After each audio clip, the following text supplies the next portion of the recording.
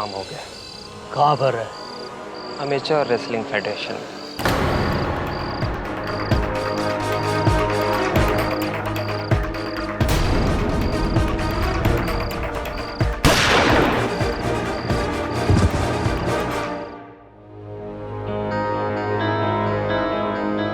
क्या हुआ?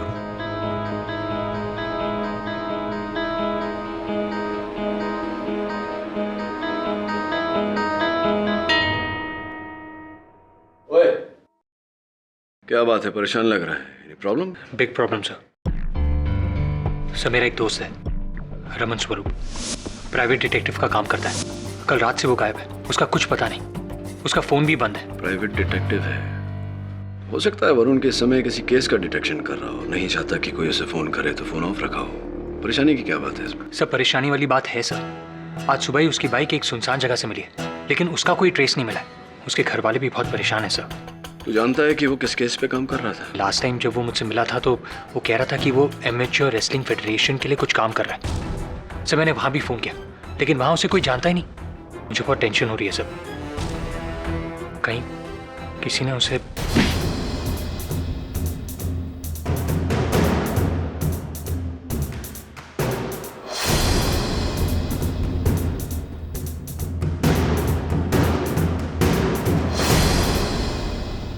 क्या किया तूने? ये क्या किया तूने? तंगड़ी क्यों मारी? लेकिन पापा, मैंने इसे पटक तो दिया ना। बेईमानी करके तू खेल जीतना चाहता है? हाँ? चीटिंग करने वाला कभी अच्छा खिलाड़ी नहीं बनता। लेकिन पापा, जीतना भी तो इम्पोर्टेंट है ना। गलत। जीतना इम्पोर्टेंट नहीं है, खेल को खेल की तरह खेलना इम्पोर्टेंट है। तुम सबके बात समझ में आई? बहुत खूब, क्या बात कही आपने। तुम सब लोग खेलो, मैं आ रहा हूं।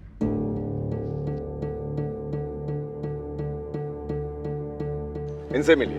यह है अमेच्योर रेसलिंग फेडरेशन के चेयरपर्सन गौरव शर्मा। ये इनकी सेक्रेटरी राधिका और बंदे को जसपाल संधू कहते हैं। मैं इस फेडरेशन का सेक्रेटरी हूं। आप बड़े लोग हैं, मेरे इस छोटे से अखाड़े में क्या काम है आपका?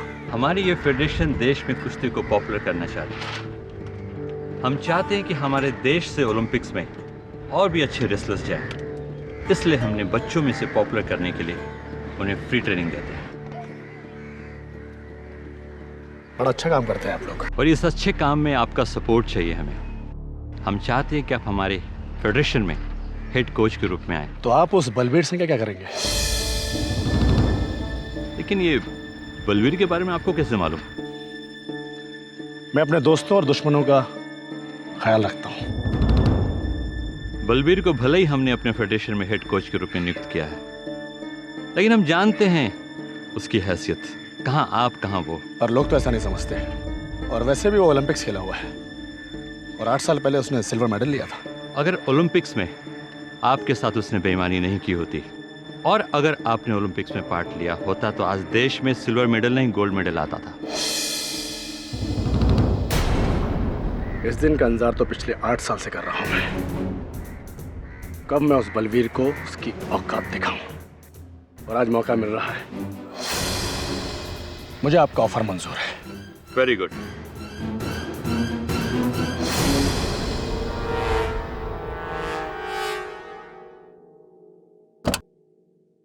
ये क्या सुन रहा हूं मैं? अब आपको हमारे काम पे भरोसा नहीं रहा जो आप उस जनार्दन को इस फेडरेशन में बुला रहे हैं? ये फेडरेशन किसी के पर्सनल प्रॉब्लम्स को ध्यान में रख के नहीं बनाया। मैं उस हर आदमी को इस फेडरेशन से जोड़ने के लिए आजाद हूं जिससे इस फेडरेशन को फायदा हो। वो जनार्दन इस फेडरेशन को ऐसा कौन सा फायदा पहुंचा सकता है जो मैं नहीं कर सकता? बेहतर होगा ये डिसीजंस आप मुझ पे छोड़ दें। वैसे भी फेडरेशन का काफी काम बढ़ रहा है और आप अकेले उसे संभाल नहीं पा रहे। ठीक है, मैं भी देखता हूं वो जनार्दन इस फेडरेशन में कितने दिन टिकता है।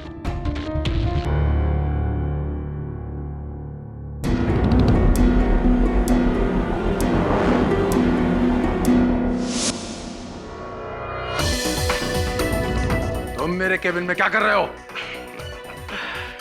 ये केबिन तुम्हारा ही नहीं, बल्कि हम दोनों का है। 8 साल पहले जो तुमने मेरे साथ किया, उसका बदला लेने के लिए 8 साल तड़पा हूं मैं। और देखो ना, भगवान ने हम दोनों को मिलाया तो कितना मौके के साथ। ठीक है जनार्दन, मैं तुम्हें छोड़ूंगा नहीं।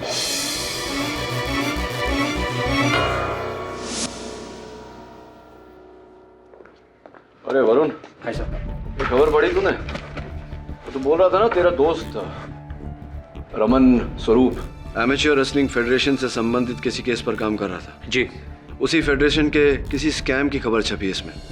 कहीं इसी के कारण गायब तो नहीं हो तेरे दोस्त? एमेच्योर रेसलिंग फेडरेशन नाम की एक प्राइवेट संस्था एक समय के कुश्ती के मशहूर पहलवान जनार्दन सिंह के नाम पर स्कूल कॉलेज के बच्चों से लूट रही है लाखों रुपए। एक सूत्र से पता चला है कि जनार्दन सिंह की ट्रेनिंग के नाम पर यह संस्था अब तक स्कूल कॉलेजेस से करीब 250 करोड़ की रकम इकट्ठा कर चुकी है। और पहले भी इस संस्था ने Olympic silver medallist Balbir Singh के नाम पर करीब करोड़ों का बिजनेस कर चुकी है। ये सब क्या तमाशा है गौरव? अब मुझे इस न्यूज़पेपर से पता चलेगा कि स्कूल्स और कॉलेजेस में से तुमने जनार्दन के नाम पर 2.5 करोड़ रुपए ऐंठे और बलवीर के नाम पर तकरीबन 5 करोड़ रुपए का गबन किया। तुम बेकार में इतना क्यों हाइपर हो रहे हो जसपाल? तुम हमारे बिजनेस पार्टनर हो, इस फेडरेशन के सेक्रेटरी हो, तुम्हें तो मालूम होना चाहिए कि ये फिगर्स बढ़ा चढ़ाकर बताया गया है। मुझे बेवकूफ समझने की गलती मत करना गौरव। मैंने न्यूज़पेपर से सब कुछ पता कर लिया। जानते हो ना, मेरे विश्वसनीय सूत्र हर जगह काम करते हैं। एक बात याद रखना, तुमने जितना पैसा ऐंठा है उस फिगर का एक एक पाई का हिसाब है मेरे पास। मैं तुम्हें ये सारा माल अकेले नहीं हड़पने दूंगा। और तुम तो जानते ही हो कि अगर मैं खुद पे आ जाऊं तो क्या कर सकता हूं। सो बी वेयर। मैडम आप प्लीज गौरव जी को बोलिए कि एक बार मुझसे मिल ले। मैं पिछले 5 दिन से लगातार यहाँ आकर उनको मिलने की कोशिश कर रहा हूँ। देखिए वो किसी जरूरी। मेरी बात तो सुनिए। मुझे कुछ नहीं सुनना।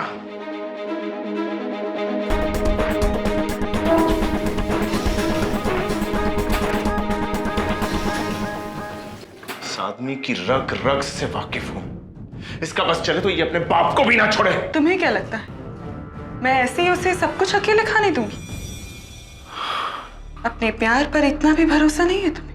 अरे प्यार पर भरोसा है, इसीलिए तो उस कमीने गौरव के साथ इतने सालों से जुड़ा हूं।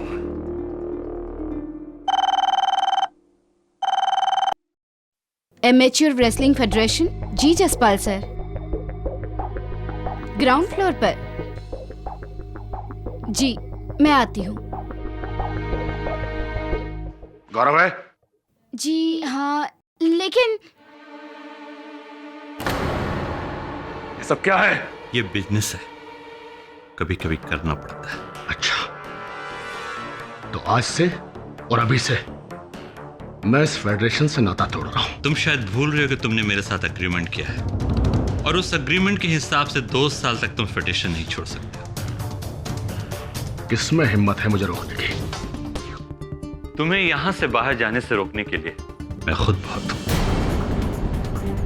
मेरा एक इशारा बहुत है। तू मुझे रोकेगा? जरूर। चल रोक रोक।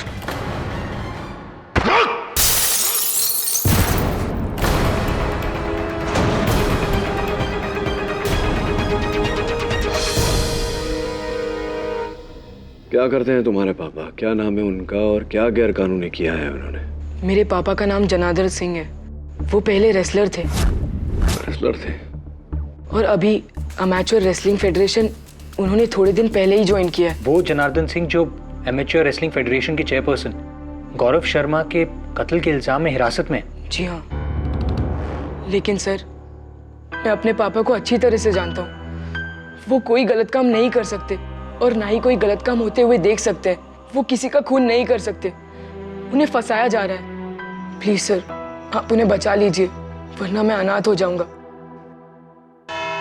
योर ऑनर, ये बात है 5 जून की।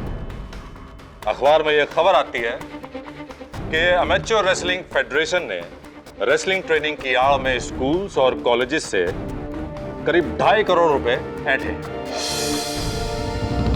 यह खबर पढ़ के जनार्दन सिंह बौखला जाते हैं और उसी बौखलाहट में गौरव शर्मा से लड़ने उनके कैबिन में पहुंचते हैं। दोनों के बीच में तुत्तू मैमे होती है और अपने गुस्से पर काबू न कर पाने की अपनी पुरानी आदत की वजह से जनार्दन सिंह गौरव शर्मा को 10वीं मंजिल की खिड़की से बाहर फेंक देते हैं और अंततः गौरव शर्मा की मृत्यु हो जाती है। नहीं, मैंने गौरव शर्मा को नहीं मारा। लेकिन आप ये मानते हैं कि आप गौरव शर्मा से नाराज थे और गुस्से में बौखलाते हुए गौरव शर्मा के केबिन में पहुंचे और उससे लड़ाई की? हाँ, ये सच है। उसने मुझसे कहा था कि मैं बच्चों की ट्रेनिंग की फीस नहीं लूंगा, इसीलिए मैं उस फेडरेशन का हिस्सा बना। लेकिन जब न्यूज़पेपर में सच्चाई का पता चला तो मुझे बहुत गुस्सा आया। मैं अपने आपे से बाहर हो गया और उससे मिलने चला गया। और इसी गुस्से में आपने गौरव शर्मा को उठाकर नीचे फेंक दिया। नहीं फेंका। कितनी बार कहूं मैं? अरे कितनी बार भी कहें, लेकिन सच्चाई झुटलाई नहीं जा सकती। आप भी ये अच्छी तरह से जानते हैं कि आपके गुस्से पे आपका नियंत्रण है नहीं। आप इससे पहले भी अपने आपे से बाहर हुए हैं और इसका आपने बहुत बड़ा खामियाजा भुगता भी है। जी हाँ, आप ठीक कह रहे हैं। 8 साल पहले हमने बहुत सारी कुश्तियां लड़ी, कुछ हारे कुछ जीते, और इस जनार्दन के गुस्से को मुझसे बेहतर और कौन जान सकता है। ए बलवीर!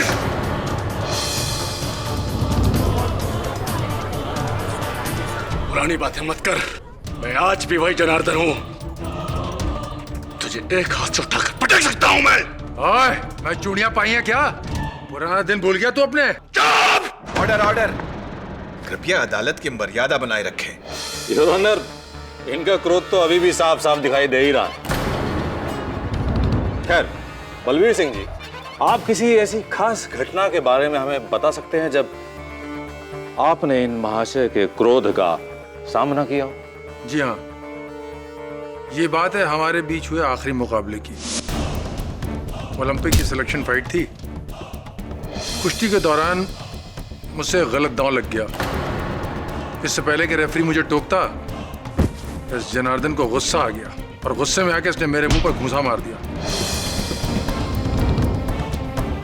जिसकी वजह से ये डिस्क्वालीफाई हुआ और चैंपियनशिप से लाइफ टाइम के लिए बैन कर दिया गया।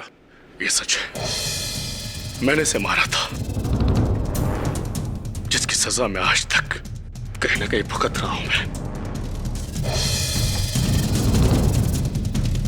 लेकिन इसने मेरे साथ बेईमानी की थी। जी हाँ, और इसी तरह गौरव शर्मा ने भी आपके साथ बेईमानी की थी और आपने गुस्से में आकर बौखला कर उसे उठा के नीचे फेंक दिया था। और वैसे आप जैसे पहलवान के लिए ये करना मुश्किल भी नहीं रहा होगा, नहीं? चुप कर वकील! मैंने कहा ना, मैंने उसे नहीं फेंका। Order order, silence please. बहरहाल बलबीर सिंह जी, ये बात तो हुई 8 साल पुरानी। क्या आप हमें हाल ही की यानी कि 5 जून को क्या हुआ इस बारे में कुछ बता पाएंगे? जी हाँ, न्यूज़पेपर में स्कूल कॉलेज से 2.5 करोड़ रुपए गंवाने की बात पर यह जनार्दन भड़क गया था।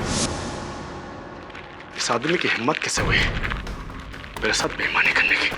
उसने मुझसे कहा था मुझे फ्री ट्रेनिंग के लिए रखा गया है और खुद करोड़ों का घोटाला कर रहा है। मैं इसे नहीं छोड़ूंगा।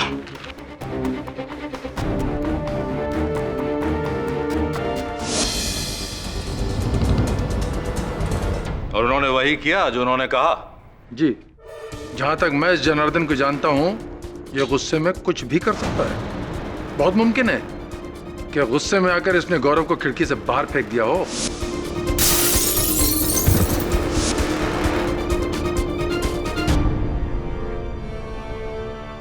Balvir Singh ji, Olympic silver medallist, आप ही के कथन के अनुसार आपने जनार्दन जी को वहां कैबिन से बाहर जाते हुए देखा, क्रोध में आग बबूला, ये कहते हुए जा रहे थे कि वो गौरव शर्मा को नहीं छोड़ेंगे। जी, आपके मन में आशंका तो जागी होगी, कहीं सचमुच वो गौरव शर्मा को मारने थे?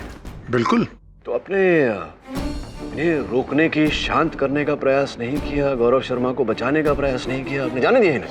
देखिए वकील साहब, मैं जनार्दन से कोई वास्ता नहीं रखना चाहता था, इसलिए मैंने उसे नहीं रोका। वही किया जो आपने 8 साल पहले किया।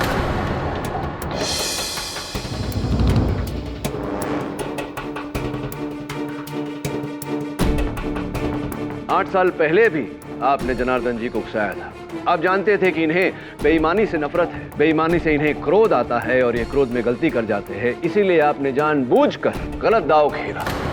ये बौखला गए और इन्होंने गलती की, जिसके कारण इन्हें खेल से बाहर कर दिया गया और आपका ओलंपिक्स तक का रास्ता साफ हो गया।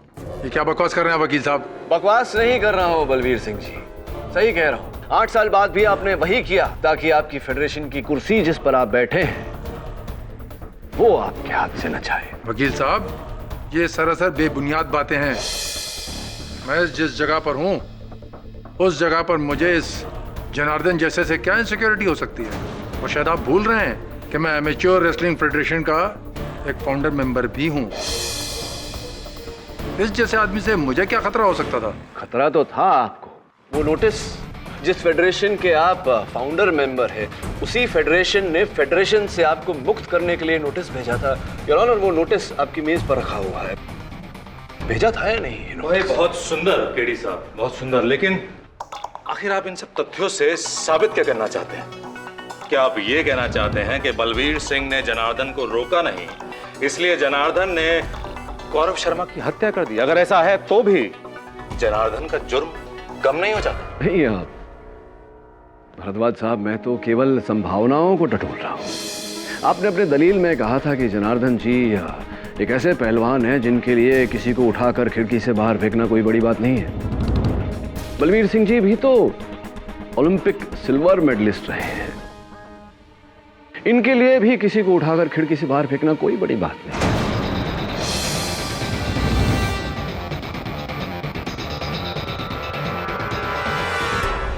तो ये संभव है भरद्वाज साहब कि जनार्दन जी गौरव के साथ लड़कर वहां से निकल गए हों, जिसके पश्चात बलवीर सिंह जी वहां पहुंचे हो और इन्होंने ही गौरव को उठाकर खिड़की से बाहर फेंका हो। योर ऑनर, बलबीर सिंह को ये सब करने के लिए गौरव शर्मा के केबिन में उपस्थित होना अनिवार्य था। लेकिन जिस वक्त गौरव शर्मा को केबिन से बाहर फेंका गया, उस वक्त बलबीर सिंह उनके केबिन में नहीं था, बल्कि वो उस वक्त उसी बिल्डिंग के ग्राउंड फ्लोर पे अमेच्योर रेसलिंग फेडरेशन के सेक्रेटरी जसपाल संधू के साथ थे। जी, बलवीर मेरे साथ ही था। दरअसल वो मुझे यही बता रहा था कि जनार्दन बहुत गुस्से में था और वो गौरव के कैबिन में गया। पता नहीं, मुझे कुछ गड़बड़ लगी और हम तीनों 10th फ्लोर पर गए गौरव के कैबिन में।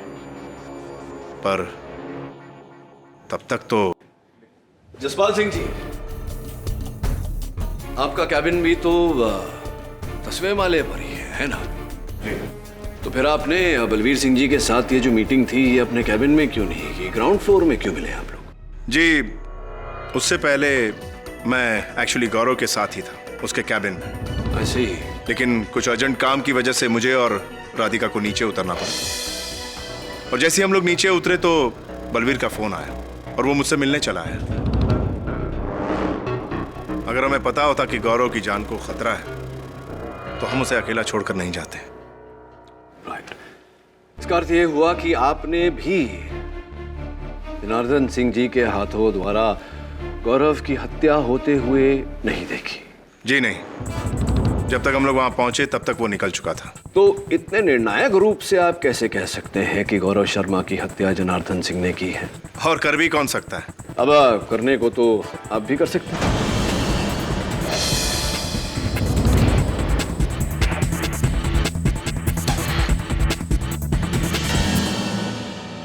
देखिए केडी साहब, गौरव की कैबिन में गौरव से मिलने अगर कोई आखिरी व्यक्ति गया था तो वो जनार्दन ही था।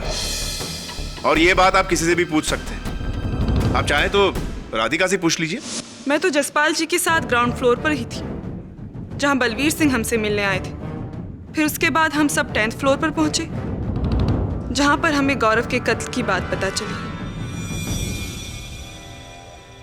तो राधिका जी, आपने भी ये मान लिया कि ये हत्या जनार्दन सिंह जी ने की? जी हाँ, जनार्दन सिंह के रवैये से हर कोई वाकिफ है। और जब बलबीर के ये बताने पर कि जनार्दन बहुत ही गुस्से में गौरव के कैबिन में गया है, शक की तो कोई गुंजाइश ही बाकी नहीं रह जाती। हाँ, लेकिन संदेह को तथ्य में बदलने के लिए आंखों से देखना भी तो जरूरी है, आवश्यक है। जो आपने नहीं देखा, आप क्या, आप में से किसी ने नहीं देखा।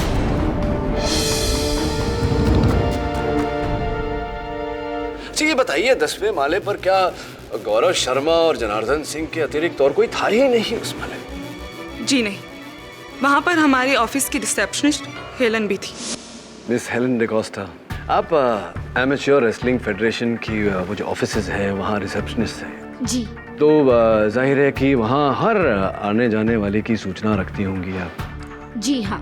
तो इससे तो स्पष्ट है कि आपने जनार्दन सिंह जी को गौरव शर्मा के कैबिन में जाते हुए भी देखा होगा, वहाँ से बाहर आते हुए भी देखा होगा। जी मैंने जनार्दन को गौरव सर के कैबिन के अंदर जाते हुए देखा था, लेकिन बाहर आते हुए नहीं देखा था। क्यों? आप तो वहीं बैठती हैं गौरव शर्मा जी के कैबिन के बाहर, आपने इन्हें बाहर आते हुए कैसे नहीं देखा? जी दरअसल गौरव सर अपने कैबिन में जसपाल जी और राधिका जी के साथ कोई मीटिंग कर रहे थे। ये लोग करीबन 1:45 तक बाहर निकले होंगे, तब तक मैं रिसेप्शन में ही थी। जसपाल जी और राधिका जी के बाहर निकलने के करीब 5 मिनट बाद ही मुझे जसपाल जी का फोन आया कि मैं उनसे ग्राउंड फ्लोर पर आकर मिलूं। मैं बस जसपाल जी से मिलने के लिए नीचे जा ही रही थी कि तभी वहाँ जनार्दन जी पहुँच गए। और क्योंकि जनार्दन जी इसी फेडरेशन के एक एम्प्लॉय है, इसलिए मैंने उनसे कुछ पूछने की कोशिश ही नहीं की कि वो गौरव सर से क्यों मिलना चाहते हैं, और मैं जसपाल जी से मिलने के लिए नीचे चली गई। अच्छा ये बताइए कि क्या काम था जसपाल जी को आपसे? वही तो मेरी समझ में भी नहीं आया, क्योंकि जब तक मैं नीचे पहुंची तब जसपाल जी वहाँ थे ही नहीं।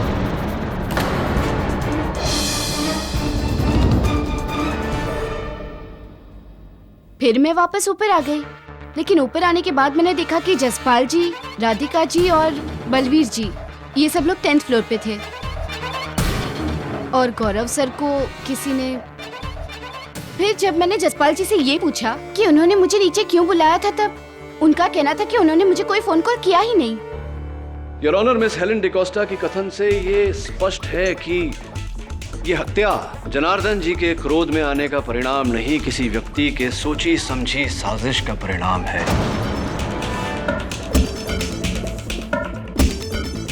हत्यारा नहीं चाहता था कि जिस समय गौरव शर्मा की हत्या हो उस समय कोई 10वें माले पर उपस्थित हो, इसीलिए उसने झूठा फोन कॉल करके मिस डिकोस्टा को भी वहां से दूर कर दिया। मिस डिकोस्टा, इतना बड़ा दफ्तर है एमेच्योर रेसलिंग फेडरेशन का, तो जाहिर है कि वहाँ रोजाना कई लोग आते जाते होंगे। 10 माले पर ऐसा से पूरे दफ्तर में कोई नहीं था, गौरव शर्मा जी और जनार्दन जी के अतिरिक्त और कोई भी नहीं था। दरअसल हमारा ऑफिस इस बिल्डिंग के 3 फ्लोर पर है। 10th फ्लोर पर गौरव सर, जसपाल जी और राधिका जी रहते हैं। सारे पियोन और पेंट्री 9th फ्लोर पर है, और 8th फ्लोर पर हमारा एडमिनिस्ट्रेशन ऑफिस है, जहाँ पर जनार्दन जी और बलवीर जी की भी कैबिन है। कर्मचारियों के अतिरिक्त कोई मिलने वाले विजिटर्स इत्यादि, डिलीवरी बॉयज? लेकिन हाँ, एक विजिटर थे जो पिछले 5 दिन से लगातार ऑफिस में गौरव सर से मिलने के लिए आते थे, लेकिन गौरव सर के पास उनसे मिलने के लिए टाइम ही नहीं था। लेकिन वो भी मेरे रिसेप्शन छोड़ने से पहले चले गए थे वहाँ से जा चुके थे। क्या आज यहाँ अदालत में आए हैं? जरा बताइए देख के। ये थे लास्ट बेंच लेफ्ट साइड। वो भाई साहब जो वहाँ बैठे? जी। जरा खड़े हो जाइए।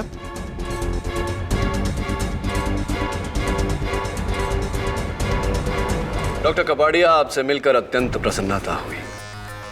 गौरव शर्मा की हत्या से 5 दिन पहले से आप उनसे मिलने का प्रयास कर रहे थे। ऐसा कौन सा आवश्यक काम आन पड़ा था आपको गौरव जी से? देखिए, मैं एक डॉक्टर हूँ और ऐसे स्पोर्ट फेडरेशन में डॉक्टर को बड़ा स्कोप रहता है, और मैं एमेच्योर रेसलिंग फेडरेशन ज्वाइन करना चाहता था, इसलिए मैं गौरव से मिलने की कोशिश कर रहा था, लेकिन मुलाकात हो ना पाई। तो जिस दिन उनकी हत्या हुई थी उस दिन भी आप गए थे उनसे भेंट करने? जी हाँ, लेकिन जब हेलन ने बताया कि आज भी वो बिजी है, उनके पास मिलने का टाइम नहीं है, तो मैं वहां से चला गया था। जब मैं 10th फ्लोर पर था तो मैंने हेलन को नीचे जाते हुए देखा, और मैंने सोचा कि यही मौका है गौरव जी से मिलने का। लेकिन मैं जब ऑफिस में गया तो मैंने एक आदमी को बहुत गुस्से में भागते हुए बाहर आते देखा। अच्छा, किसे देखा था आपने गौरव शर्मा जी के कैबिन से बाहर आते हुए?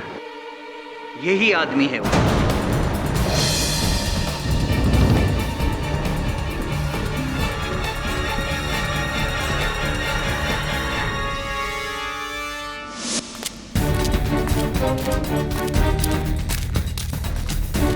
और इसके निकलने के बाद मैं हिम्मत करके जब ऑफिस में गया तो मैंने देखा सब अस्त व्यस्त पड़ा हुआ था।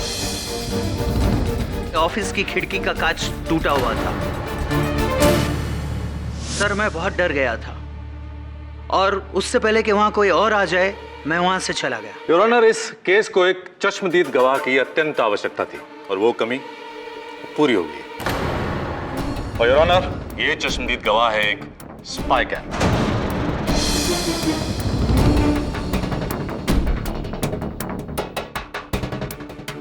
योर ऑनर, गौरव शर्मा की एक आदत थी।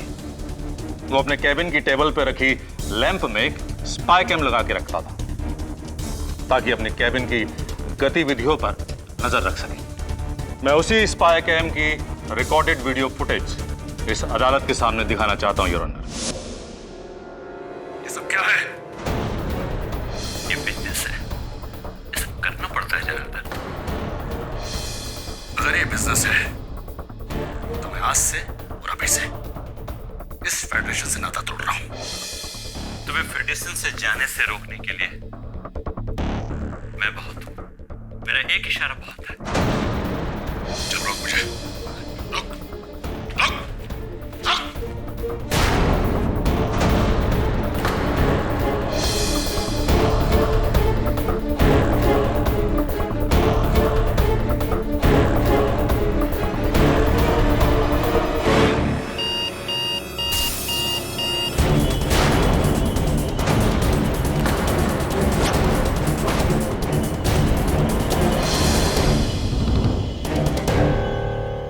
योर ऑनर, इस वीडियो फुटेज से ये साफ हो जाता है कि जनार्दन सिंह ने गौरव शर्मा से लड़ाई की। दरअसल गौरव शर्मा ने एक लीगल कॉन्ट्रैक्ट के तहत जनार्दन सिंह को रोकने की कोशिश की थी और इसी गुस्से में जनार्दन सिंह ने गौरव शर्मा को उठा के नीचे फेंक दिया। मैं चाहूंगा कि यह अदालत इस वीडियो फुटेज और तमाम गवाहों के बयान के आधार पर जनार्दन सिंह को गौरव शर्मा की हत्या के जुर्म में सजा सुनाए।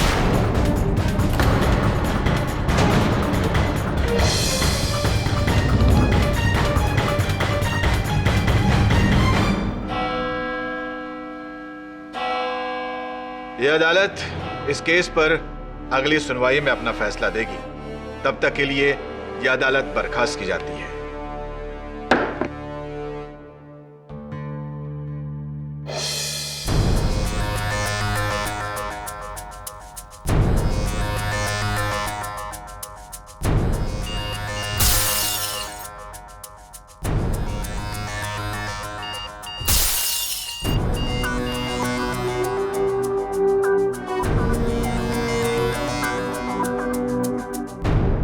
सर, मैंने एमेच्योर रेसलिंग फेडरेशन के रिसेप्शन की कॉल लिस्ट निकलवा ली है। 1:45 से 2 बजे के बीच सिर्फ एक कॉल आई थी। यही है वो नंबर। गौरव शर्मा के ऑफिस जाना पड़ेगा।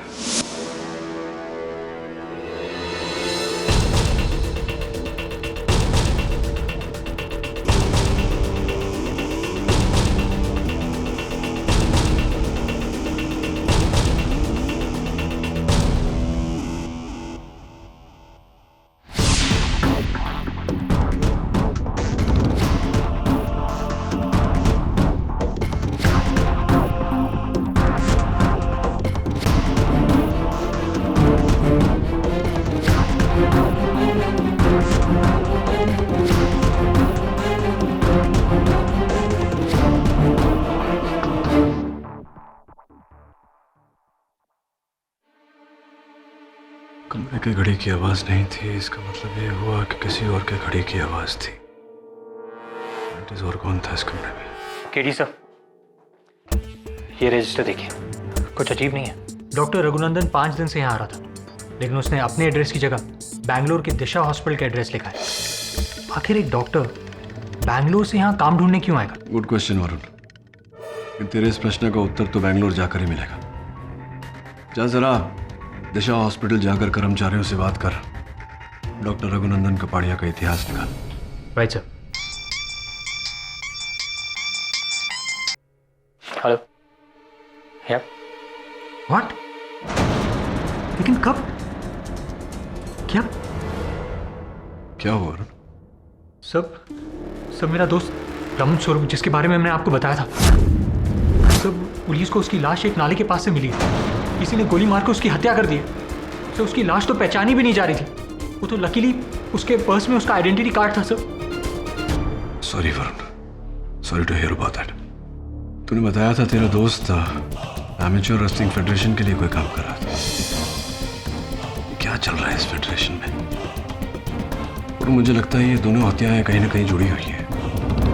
बेंगलुरु जाने से पहले तो पुलिस स्टेशन जा और तेरे दोस्त की हत्या की सारी डिटेल्स निकलवा। I am sure there is a connection somewhere. Varun, dead body को पहचान पाना लगभग इम्पॉसिबल है, लेकिन उसके पास से मिले सामान से हम ये आइडिया लगा रहे हैं कि बॉडी रमन स्वरूप की है।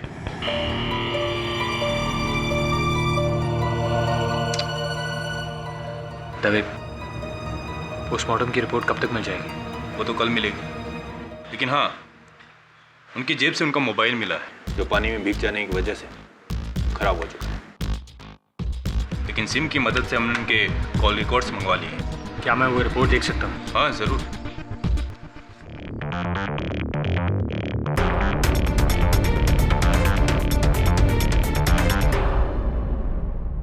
एक्सक्यूज मी, मुझे डॉक्टर रघुनंदन के बारे में कुछ इन्फॉर्मेशन चाहिए। डॉक्टर रघुनंदन? जी। क्या बात है बलवीर सिंह जी, क्या नायाब रास्ता ढूंढा आपने एक बार फिर से जनार्दन जी को अपने रास्ते से हटाने का। पहली बार तो आपने इन्हें खेल से बाहर किया था, इस बार तो सीधे जेल भिजवा दिया। ये आप क्या कह रहे हैं वकील साहब? वही कह रहा हूँ जो सच है। आप जानते थे कि जनार्दन जी को जब फेडरेशन में चल रहे भ्रष्टाचार की जानकारी मिलेगी तो वो क्रोधित होकर कोई न कोई गलत कदम अवश्य उठाएंगे। तभी तो अंदर के इस भ्रष्टाचार की जानकारी आपने दैनिक समाचार पत्र में लीक की थी या नहीं? वकील साहब, ये सब झूठ है, बकवास है ये सब। ये सब झूठ नहीं, आप झूठे हैं बलवीर सिंह जी। ये रहा दैनिक समाचार पत्र के एडिटर का बयान, जिसमें स्पष्ट रूप से लिखा है योर ऑनर कि फेडरेशन के अंदर की जानकारी लीक करने वाले बलवीर सिंह जी ही हैं या नहीं बलवीर सिंह जी? ठीक है वकील साहब, मैं मानता हूं कि वो खबर मैंने ही न्यूज़पेपर में छपवाई थी। मुझे मालूम था कि ये खबर पढ़ते ही ये गुस्से से पागल हो जाएगा, अपने गुस्से को कंट्रोल नहीं कर पाएगा और गौरव से जाके झगड़ा करेगा और फेडरेशन खुद छोड़ देगा। लेकिन मुझे ये नहीं मालूम था कि ये सनकी जनार्दन उस गौरव का खून कर देगा।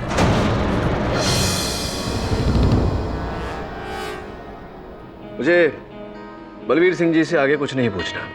मैं डॉक्टर रघुनंदन कपाड़िया को एक बार फिर से कटघरे में बुलाने की अनुमति चाहूंगा।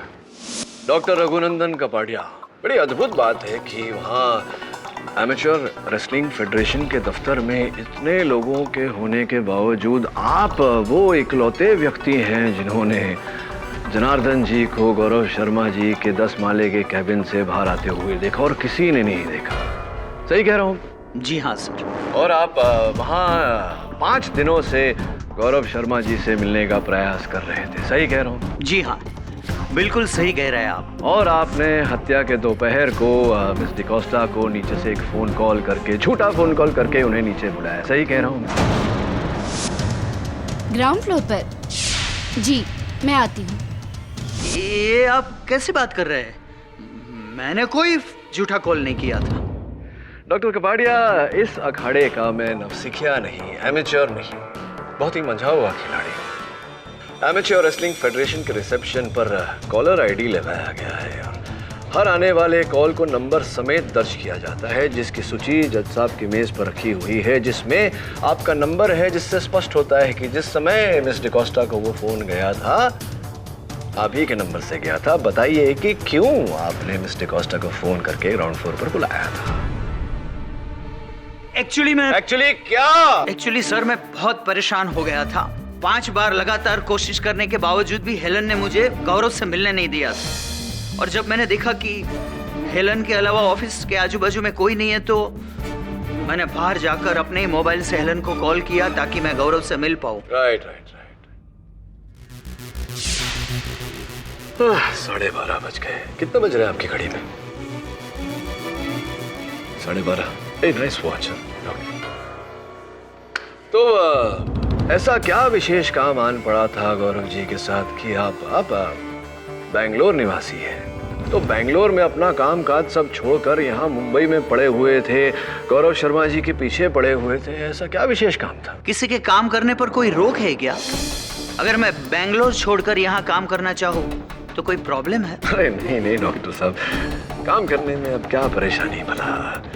हाँ लेकिन जब किसी काम करने के लिए इतने ठोस प्रकार से आप किसी के पीछे पड़ जाए, जो काम करने के लिए आप एक किसी प्राइवेट डिटेक्टिव का सहयोग भी ले, तब बात थोड़ी विचित्र हो जाती है। ऐसा लगता है कि दाल में कुछ काला है।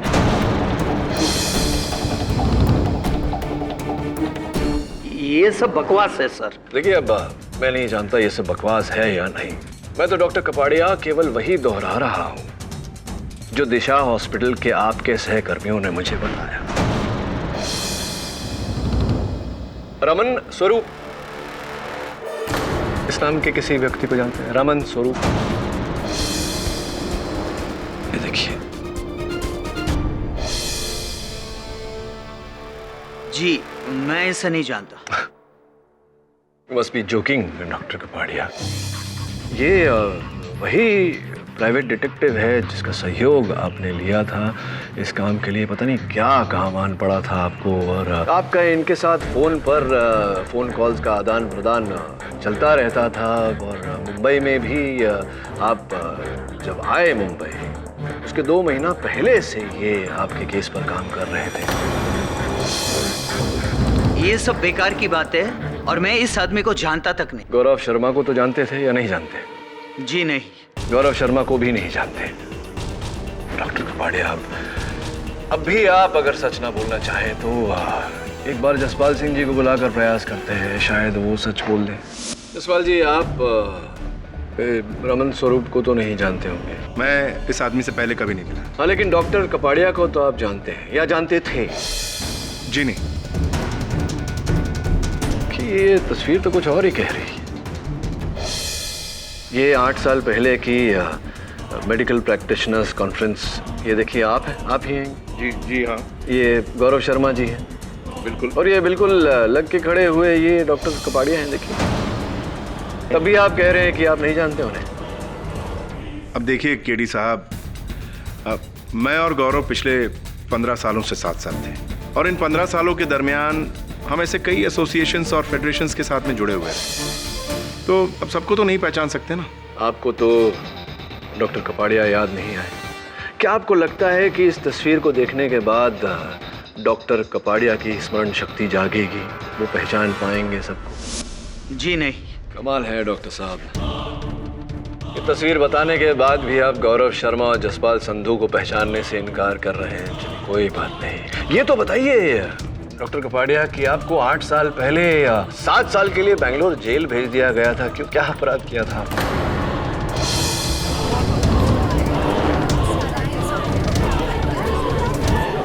डॉक्टर कपाड़िया कि आपको 8 साल पहले 7 साल के लिए बेंगलोर जेल भेज दिया गया था, क्यों, क्या अपराध किया था?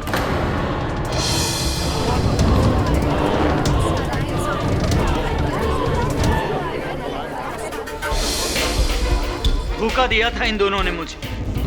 इन दोनों की वजह से मुझे जेल हुई। आज का गौरव शर्मा कल का रघुवीर यादव था। उसने मेरी मदद से बेंगलोर मेडिकल एसोसिएशन खोला और मेरी पोजीशन का गलत फायदा लिया। कुछ दिनों में करोड़ों का गफला करके वो भाग गया और मैं फंस गया, मुझे जेल हो गई। फिर जेल से रिहा होने के बाद में आपने रमन स्वरूप की मदद लेकर गौरव शर्मा उर्फ रघुवीर शर्मा को ढूंढ निकाला। मैंने पहले भी कहा है कि मैं किसी रमन स्वरूप को नहीं जानता हूँ। डॉक्टर कपाड़िया, अगर आप रमन स्वरूप को जानते ही नहीं तो फिर आपने उनकी हत्या क्यों की? 1:50 हो गया है, बोलिए ना, आपने रमन स्वरूप की हत्या क्यों की जब आप जानते ही नहीं थे उसको? मैंने किसी की हत्या नहीं की। योर ऑनर, रमन स्वरूप के पोस्टमार्टम रिपोर्ट के अनुसार उन्हें 1 जून की रात को .22 कैलिबर रिवॉल्वर से गोली मारी गई थी और फिर उनके शरीर को नाले में फेंका गया था। बैलिस्टिक्स के अनुसार वो .22 calibre revolver doctor Raghunandan Kapadia की है। वो रिवॉल्वर इनके नाम पर रजिस्टर्ड है और पुलिस ने वो रिवॉल्वर इनके होटल के कमरे से बरामद की है। डॉक्टर रघुनंदन कपाड़िया, क्या आप अब भी यही कहेंगे कि आपने रमन स्वरूप की हत्या नहीं की? ये मुझे फंसाने की साजिश हो रही है। मैंने किसी का खून नहीं किया है। रमन स्वरूप को ना मैं जानता था, ना मैंने रमन स्वरूप का खून किया है। गौरव शर्मा को तो आप जानते थे, क्या आपने उसकी हत्या की है? ये क्या बकवास है? मैंने पहले भी अपने बयान में बताया कि मैं जब 10th फ्लोर पर पहुंचा था तभी मैंने जनार्दन को बाहर आते हुए देखा था। हाँ, ये तो बताया, लेकिन आप ये बताना भूल गए कि जनार्दन जी के वहां से जाने के बाद आप गौरव शर्मा के कैबिन में गए। गौरव शर्मा टेबल पर चोट लगने के कारण जमीन पर बेहोश पड़े हुए थे। आपने उन्हें उठाया और 10 माले की खिड़की से नीचे फेंका या नहीं? ये झूठ है, बिल्कुल बेबुनियाद है। मैंने किसी का खून नहीं किया है। 155 डॉक्टर कपाड़िया, 1:55। योर ऑनर, अगर डॉक्टर कपाड़िया अब भी सच कबूल करने को तैयार नहीं है तो मैं एक बार फिर अदालत में वही स्पाई कैम फुटेज चलाना चाहूंगा जो पहली बार प्रोसिक्यूशन ने बतौर चश्मदीद गवाह के पेश की थी। ये सब क्या है? ये बिजनेस है, ये सब करना पड़ता है जनार्दन। अगर ये बिजनेस है तो मैं आज से और अभी से इस फेडरेशन से नाता तोड़ रहा हूँ। तुम्हें फेडरेशन से जाने से रोकने के लिए मेरा एक इशारा बहुत है।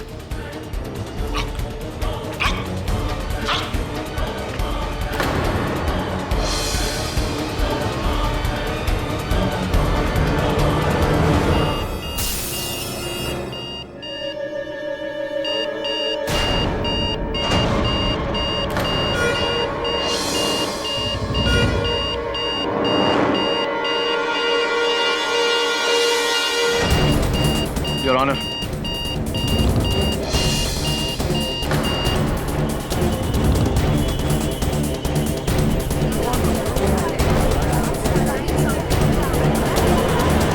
हाँ डॉक्टर कपाड़िया, अब करेंगे एक बाले जुर्म या कुछ और सबूत पेश करूं? मैंने कहा था आपसे इस अखाड़े का मैं नौसिखिया नहीं, मंझा हुआ खिलाड़ी। हाँ, मैंने ही गौरव का खून किया।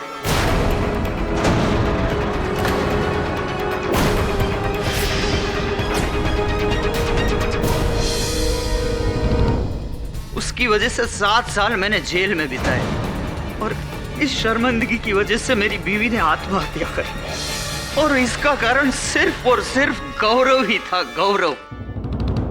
मैं 1 साल पहले जेल से छूटा और तब से गौरव की तलाश शुरू कर दी मैंने।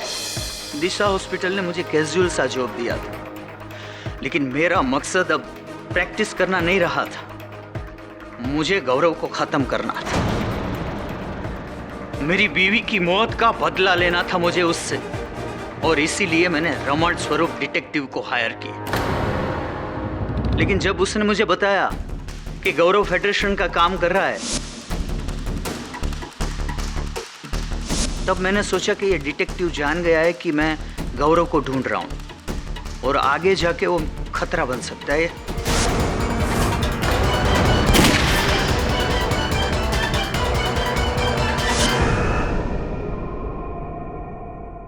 मैं मौका ढूंढ रहा था गौरव को मारने का, और उस दिन जनार्दन ने मुझे वो मौका दे दिया।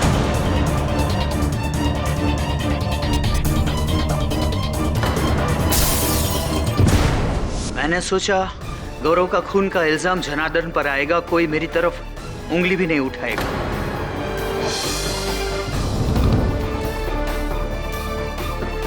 लेकिन ठीक है, मुझे अपने गुनाह का कोई अफसोस नहीं है। अब जिंदगी में बचा ही क्या है कि मैं कोई सजा से डरूं। The defense rests, Your Honor. तमाम सबूतों, गवाहों और डॉक्टर रघुनंदन कपाड़िया के बयान के आधार पर यह अदालत जनार्दन सिंह को बाइज्जत बरी करती है और डॉक्टर रघुनंदन पर रमन स्वरूप और गौरव शर्मा के कत्ल के जुर्म में केस चलाने का हुक्म सुनाती है। The case is closed.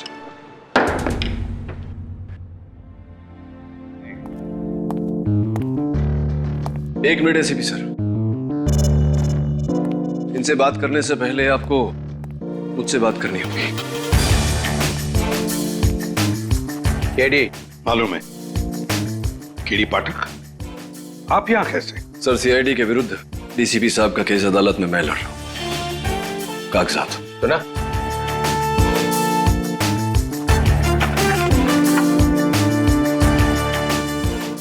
आप घबराइए मत डीसीपी साहब, मैं जानता हूं आप निर्दोष हैं और अदालत में मैं ये बात साबित भी कर दूंगा।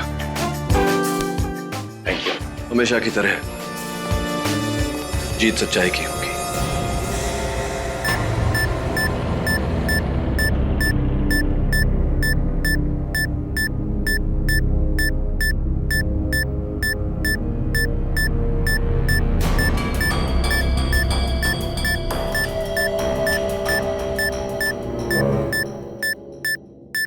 योर ऑनर, आज तक मुझे ऐसा लगता था कि केडी वर्सेस आई.एम. जायसवाल, उससे बड़ा मुकाबला हो ही नहीं सकता है, लेकिन आज तो कमाल हो गया।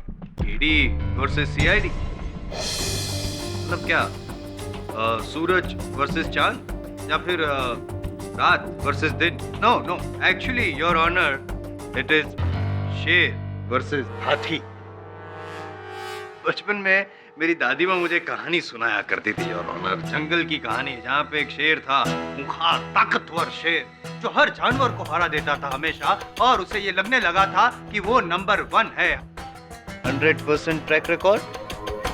और इसी गुरूर के चलते, इसी ओवर कॉन्फिडेंस के चलते वो शेर ने एक छोटी सी गलती कर दी, बड़े से हाथी को ललकार दिया। फिर क्या, नतीजा तो भुगतना ही था। थामा जी सटकली। इस बार शेर की नहीं, हाथी की हटी, और शेर की इज्जत घटी। इस केस के अंत में ऐसा ही कुछ होने वाला है, ऐसा मुझे लग रहा है योर ऑनर, क्योंकि केडी पाठक साहब के सक्सेस का फाटक बंद होने वाला है। सीआईडी जैसे हाथी से पंगा ले लिया है, राइट? क्या इनसे बात करते हैं। डीसीपी सर, आपने मुझे सीआईडी में दाखिला नहीं दिया, इस बात का मुझे आज तक रंज था, लेकिन अब नहीं है। गुड, मैं सीआईडी में नहीं हूं और पब्लिक प्रोसिक्यूटर हूं। खैर, क्या लगता है आपको, ये जो दिलचस्प मुकाबला है उसके बारे में आपका क्या कहना है? जंगल का उदाहरण आपने सही दिया मिस्टर जायसवाल। जंगल का राज ही तो चल रहा है यहाँ पे। एक इज्जतदार और जिम्मेदार डीसीपी के ऊपर 2-2 खून के इल्जाम, वो भी अपने ही आदमियों के, रोहित के और सालों के। मैं ऐसी बेवकूफी क्यों करूंगा? इसका जवाब आप ही दे सकते हैं DCP sir. This is ridiculous. इस बार डीसीपी प्रद्युमन अपनी हद से ज्यादा बढ़ गया है। जायसवाल साहब, ऑल योर्स। डीसीपी साहब, इनकी बातों से आप अपना आपा मत खोइए। ये तो यूं ही बस चुटकुले कहानियां अदालत में सुनाते रहते हैं हम सबके मनोरंजन के लिए। योर ऑनर, केवल किसी के किसी पर उंगली उठा देने से पर्दा गिर नहीं जाता। आपने सुना?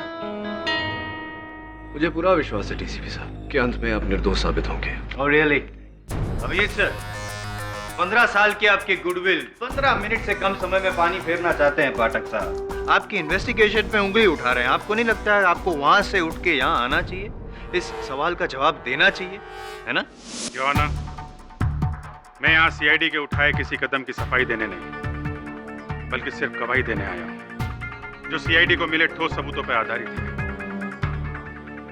18 जुलाई 2012 को ब्लू मून बार के मेकअप रूम में undercover police officer Rohit Rajadhyaksha का खून हुआ। एक गोली उनके सीने को चीरती हुई जाके दीवार में धंस गई। कातिल ने वो गोली उठाई और उसे अपने साथ ले गया, और वही गोली योर ऑनर सीआईडी ने बरामद की डीसीपी चित्रोले के घर से। यस योर ऑनर, और ये वही गोली है योर ऑनर जिस पर इंस्पेक्टर रोहित के खून के निशान भी पाए गए थे।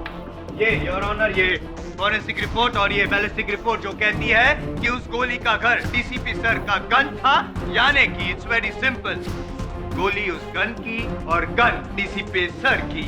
End of matter. वाह वाह वाह वाह जायसवाल साहब, क्या बात है। आइए आइए आइए, इस बार तो आपने 10 मिनट के पहले ही एंड ऑफ द मैटर कर दिया। Well done. Go on go on. नहीं, अभी आपके राज में क्या गो ऑन। बस एक साधारण सा सरल सा प्रश्न पूछना चाहूंगा मैं इंस्पेक्टर अभिजीत से, इफ यू डोंट माइंड। जीतने दे देंगे मुझे आप।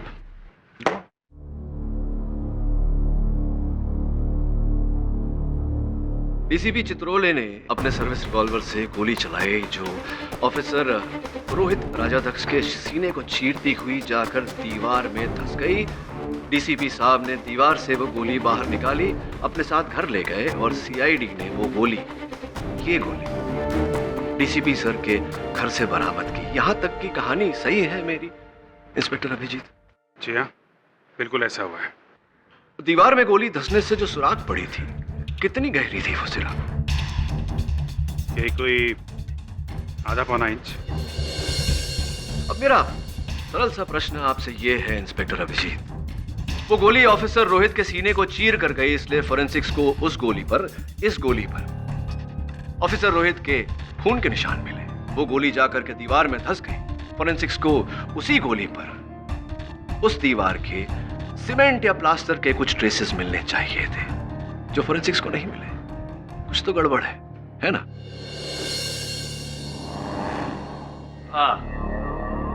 It's okay. ये अटपटे सवाल करना इनकी फितरत है, लेकिन चटपटे जवाब देना मेरा हुनर है। I take it from here. हो सकता है कि डीसीपी साहब ने वो निशान पोंछ दिए हो, साफ कर दिए हो। राइट। तो अगर डीसीपी साहब ने वो गोली पोंछ दी हो, तो उस पर से रोहित के खून के निशान भी साफ हो जाते।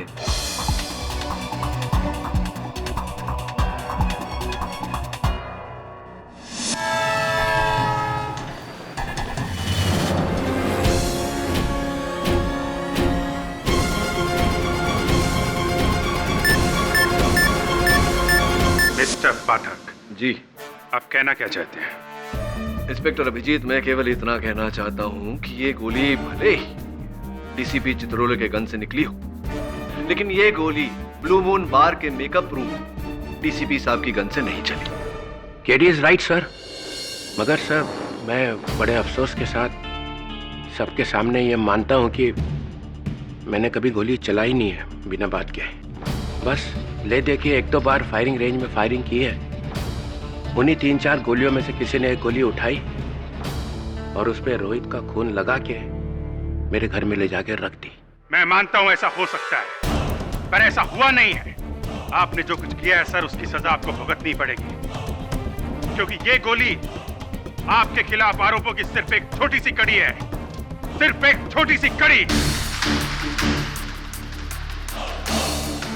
डीसीपी सर, ब्लू मून बार कि वो गोली नहीं सॉरी, वो झूली मेरी अगली गवाह।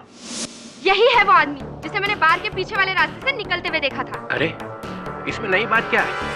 मैं तो खुद ही कह रहा हूँ कि मैं वहां गया था रोहित से मिलने के लिए।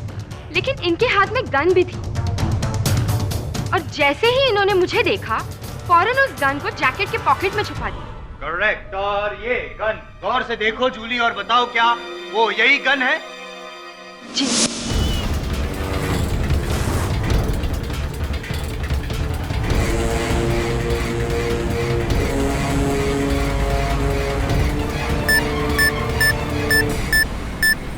ये वही गन है सर, आप ही की गन। वाह, मेरे खिलाफ झूठे गवाहों की लाइन लगा के रख दी है तुमने जायसवाल साहब।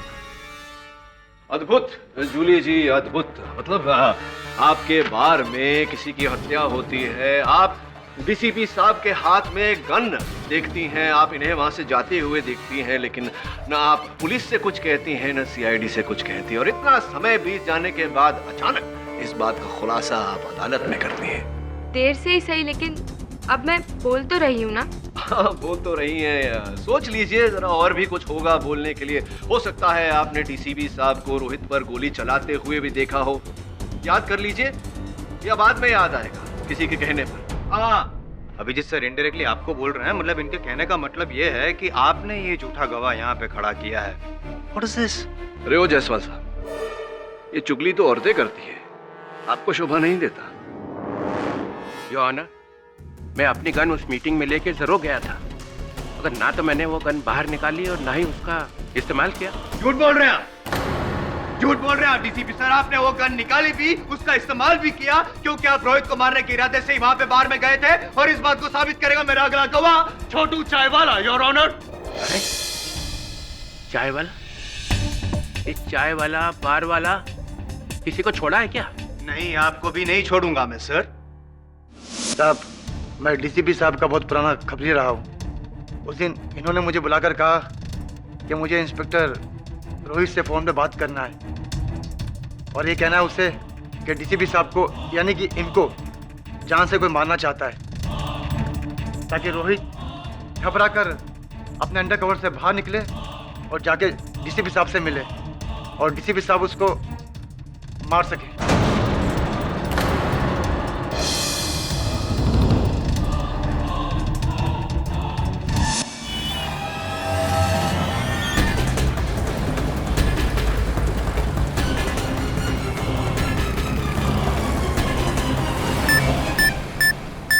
छोटू, तुम होश में हो? ये क्या बोले जा रहे हो? झूठ बोल रहे हैं, ये झूठ बोल रहे हैं sir. DCP Chitrole, please please आप इन्हें बोलने दीजिए। आई एम सॉरी। पता नहीं साहब इनके सर पे क्या भूत सवार हो जाता है। पहले रोहित को मारा, उसके बाद ये मुझे भी मारना चाहते थे। वो तो अच्छा हुआ डैडी वाले आकर मुझे बचा लिए, वरना। योर ऑनर, मैं तो सिर्फ ये मालूम करने की कोशिश कर रहा था कि मुझे मारने की खबर इसे दी किसने। ये भी मिला हुआ है, मिला हुआ है। क्यों साहब गरीब आदमी को फंसा रहे हो? अरे मैं किससे मिला होगा? छोटू जी, दोस्त एक बात बताओ, सच्ची सच्ची बताना। ये डीसीपी साहब जो हैं ये रोहित को मारना चाहते थे, रोहित को अपने कवर से बाहर निकालना चाहते थे। ये जो सारी बातें तुमने भी कही, इसका कोई तीसरा गवाह है? नहीं साहब, जब मुझे डीसीपी साहब ने घर पे बुलाकर ये बात कही, कोई और नहीं था। दो बातें हो सकती है मेरे दोस्त, या तो तुम झूठ बोल रहे हो या डीसीपी साहब। ऑफ कोर्स डीसीपी साहब झूठ बोल रहे हैं। ये निर्णय भी 10 मिनट पूरे होने से पहले ही ले लिया। ये क्या बात है, जलवे पे जलवा योर ऑनर। एक तरफ छोटू है जो 17 साल की उम्र में मुंबई आया और 18 साल की उम्र से जुर्म पे जुर्म किए जा रहे हैं। मेरी दूसरी ओर डीसीपी चित्रोले है, जिन्होंने इस छोटू को सत्य की राह पर चलना सिखाया, चाय की दुकान भी खोल के दी। डीसीपी चित्रोले एक बेदाग ईमानदार ऑफिसर जिस पर आज तक किसी ने उंगली उठाने की हिम्मत नहीं की। इस नतीजे पर पहुंचना कठिन नहीं है और ऑनर के दोनों में से झूठ कौन बोल रहा है? मतलब आप ये कहना चाहते हैं कि ये गवाह भी झूठा है? मतलब आप ये कहना चाहते हैं कि सीआईडी भी झूठी है? एक मिनट अभिजीत सर, फिर से एक बार आप पे आरोप लग रहा है। क्या हो क्या रहा है? जसवाल साहब, आपके होते हुए माचिस की आवश्यकता नहीं है आग लगाने के लिए। मिस्टर केडी, तुम बातों को घुमा सकते हो पर सबूतों को नहीं। योना, इंसान के एक्शन का अंदाजा उसके रिएक्शन से हो जाता है। जब डॉक्टर सालुंखे डीसीपी साहब के घर इन्हीं के खिलाफ सबूत लेके पहुंचे, ये बताने के लिए कि रोहित के शरीर पे से इनका बाल मिला है, तो इन्होंने फौरन सीआईडी को फोन क्यों नहीं किया? अगर ये बेगुनाह थे तो हम इनकी मदद करते, असली खूनी तक पहुंचते, पर नहीं। इन्हें मालूम था कि डॉक्टर सालुंखे के इनके काले कारनामे के बारे में पता चल चुका है, इसलिए इन्होंने उससे भी गिरी हुई हरकत की। डॉक्टर सालुंखे को इतनी बेदर्दी से मारा। You will have to pay for this, DCP साहब, you will have to pay for this. Abhijit, मैं ऐसा कर सकता हूँ? मैं डॉक्टर सालुंखे को मारूंगा? यस सर, आप ऐसा कर सकते हैं। सीआईडी में सबको मालूम है आपने सालुंखे साहब के साथ किस तरीके का बर्ताव किया, किस तरीके से बात की थी। इस सालुंखे की तो मैं वो हालत करूंगा कि उसके बाद जिंदगी भर आदमियों से बात करने लायक नहीं रहेगा, सिर्फ मुर्दों से बात करेगा। और सालुंखे साहब ने भी आपकी बेइज्जती करके किस तरीके से आपको जवाब दिया था। आप कर सकते हैं सर, आप कुछ भी कर सकते हैं। सर, मैं तो खुद सीआईडी को बताने वाला था। मैंने कहा भी सालुंखे को कि अभी फोन करो सीआईडी को। हाँ, अब तो आप ऐसा ही कहेंगे डीसीपी सर, क्योंकि आपकी बात को झुठलाने के लिए डॉक्टर सालुंखे तो है नहीं। मैं हूं ना। I forgot. मैं हूं ना जायसवाल साहब, क्यों चिंता करते हैं? इंस्पेक्टर अभिजीत, उलझन सी है मेरे मन में। सीआईडी डीसीपी साहब के घर पहुंची, उससे पहले ही कैसे उन्हें पता चल गया कि डॉक्टर सालुंखे वहां है? डॉक्टर सालुंखे का मोबाइल डीसीपी साहब के घर में ट्रेस हो रहा था और सालुंखे साहब की गाड़ी डीसीपी सर के घर के बाहर खड़ी थी। आपने उनकी गाड़ी देखी? Of course. गाड़ी को अंदर से देखा? क्या मतलब? नहीं देखा ना आपने गाड़ी को अंदर से। देखा होता तो आपको पता चलता कि डॉक्टर सालुंखे की गाड़ी की चाबी उनकी गाड़ी में लगी हुई थी और गाड़ी रिवर्स गियर में फंसी हुई थी। पाठक साहब, केस को क्यों रिवर्स गियर में लेके जा रहे हैं? आगे बढ़ाना है ना? नहीं माना था वो गियर रिवर्स गियर में थी गाड़ी, तो इससे क्या डीसीपी साहब बच जाएंगे? इंस्पेक्टर अभिजीत, क्षमा चाहता हूँ, इन्हें सब कुछ बच्चों की तरह समझाना पड़ता है। यहाँ नहीं जायसवाल साहब, हुआ यूं कि डॉक्टर सालूम के डीसीपी साहब के साथ बात करके इनके घर से बाहर आए, अपनी गाड़ी की चाबी निकाली, अपनी गाड़ी स्टार्ट की और गाड़ी को बाहर निकालने के लिए उन्होंने गाड़ी रिवर्स गियर में डाली। गाड़ी बाहर निकल ही रही थी जब अचानक किसी ने उन पर हमला किया। किसी ने नहीं, डीसीपी ने। तो ये भी बताइए कि डीसीपी साहब को अगर डॉक्टर सालूम के ऊपर हमला करना होता तो वो अपनी चार दीवारी में उन पर हमला करते, जहां और कोई देखने वाला नहीं था, कोई गवाह नहीं था। क्यों इंतजार किया इन्होंने डॉक्टर सालूम के बाहर जाने का और फिर जाकर डॉक्टर सालूम के ऊपर हमला किया ताकि पूरी दुनिया इन्हें देखे? Does it make sense at all? है ना इंस्पेक्टर अभिजीत?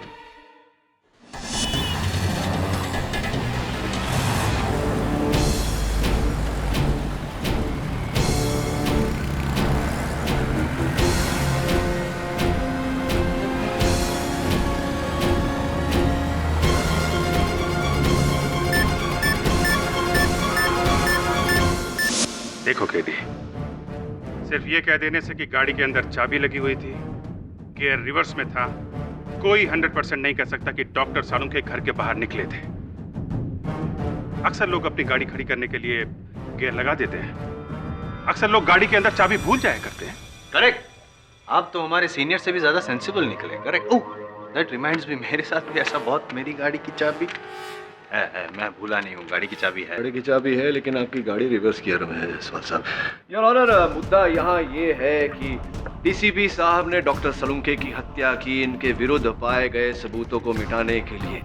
मेरा प्रश्न ये है कि जब इन्होंने ऑफिसर रोहित की हत्या की ही नहीं तो फिर कैसे सब ऑफिसर रोहित को इन्होंने स्वयं नियुक्त किया था इस ऑपरेशन पर? Right sir? प्रिसाइसली रोहित मेरा एजेंट था और वो मेरे लिए एक बहुत बड़े ड्रग माफिया गैंग का पर्दाफाश करने ही वाला था, तो उसे मारकर मैं अपने ही ऑपरेशन का सत्यानाश क्यों करूं? यही सवाल सीआईडी के जहन में चल रहा है सर, लेकिन इसका जवाब बहुत जल्द आपको मिल जाएगा। क्या आपने अपने ही वफादार की जान क्यों ली? उठ, कुछ सवाल इस नमक हलाल के लिए भी बचा के रखिए जज साहब।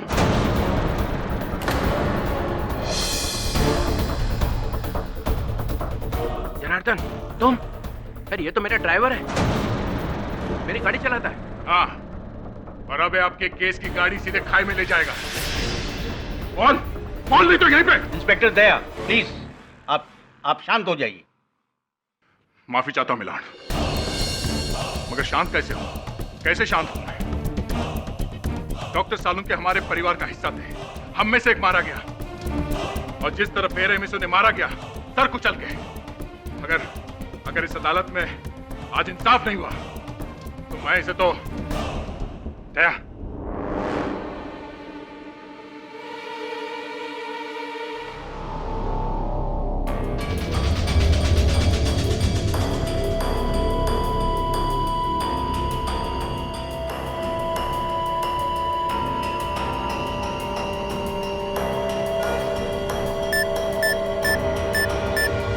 सर पिछले 1.5 साल से मैं डीसीपी सर की नौकरी पे हूँ। डे नाइट में उनकी सर्विस गाड़ी चलाता हूँ और उस रात जब डॉक्टर सालूमके आए तो डीसीपी साहब ने अपने सभी सिक्योरिटी वालों को जाने को कहा और मुझे भी। फिर अचानक से 2 घंटे के बाद उन्होंने मुझे फ़ोन करके वापस बुलाया और मुझसे कहा कि तुम्हें मेरा एक काम करना है, एक बड़ा एयरबैग, एक रस्सी और एक खोदने का फावड़ा लाना है, एक लाश को दफनाना है। और फिर मैं वहां से सामान लेने गया। मेरी हिम्मत नहीं हुई, मैं इनको ना बोलने के लिए वापस लौटा तो मैंने बाहर ही देखा कि सीआईडी वालों की गाड़ियां खड़ी थी। मुझे समझ में आ गया कि कुछ बड़ा लफड़ा है। सच कहूं तो मैं डर गया था, इसलिए मैं भाग गया वहां से।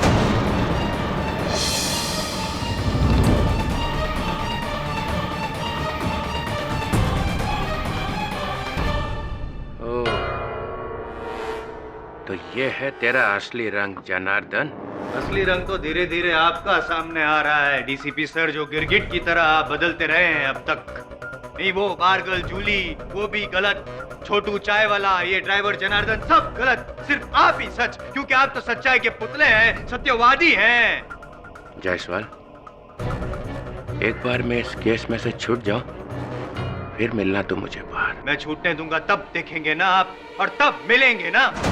याद रखिए, फिलहाल कटघरे की उस तरफ आप है और वहीं से सीधे जाएंगे आप फांसी के तख्ते तक, और वहां मैं आपको मिलने आऊंगा बाय बाय कहने। The case is over.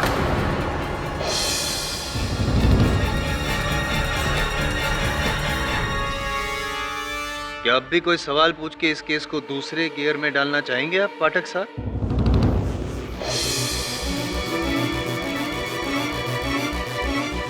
Mister Janardan, आप विटनेस बॉक्स से उतर सकते हैं।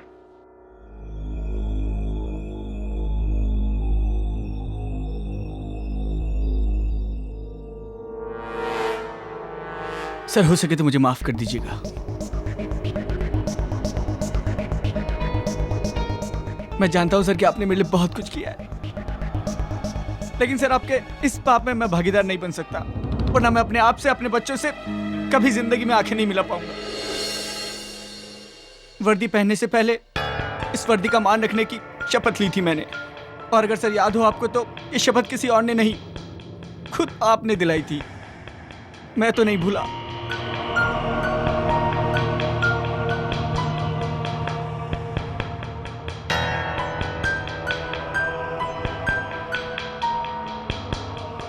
सर आप कैसे भूल गए?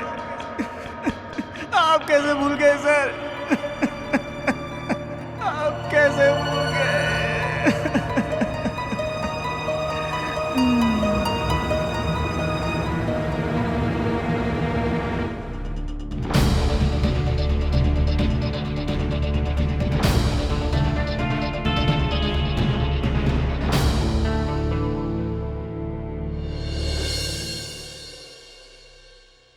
योर ऑनर, प्रतिपक्ष को बिना बताए इस केस में नया गवाह पेश किया गया है।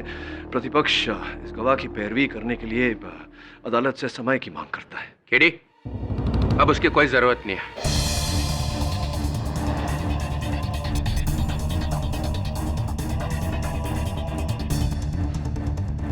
साहब, ये क्या कह रहे हैं आप? हाँ केडी, जो सच है वही कह रहा हूं। सर, मैं अपना जुर्म कबूल करता हूं।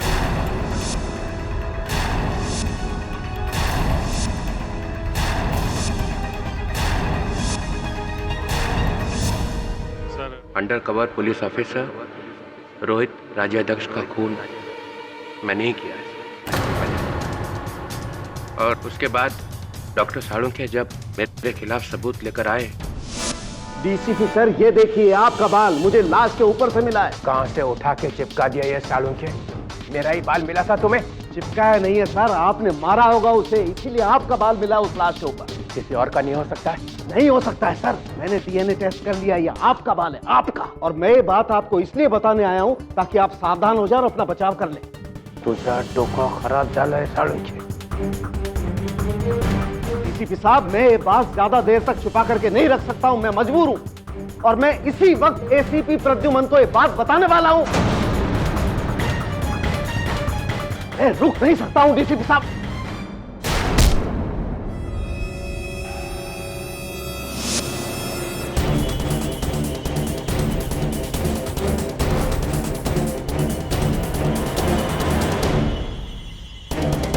डीसीपी सर, क्या ये आप बता सकते हैं कि क्यों आपने ये खून किया? सालों तक अंडर कवर रहने के बाद रोहित थोड़ा डगमगा गया था। वो बाहर आने की बातें करने लगा, कहने लगा कि मैं अंडर कवर नहीं रहूंगा। अगर वो बाहर आ जाता तो कितना नुकसान हो जाता। सबको पता चल जाता कि हम क्या कर रहे हैं, हम एक्सपोज हो जाते और देश का नुकसान हो जाता। बहुत समझाया उसे, माने ही नहीं। तो क्या करता फिर? मारना पड़ा। मैं एक खूनी हूं, और इसके लिए आप जो सजा सुनाना चाहेगा सुना दी।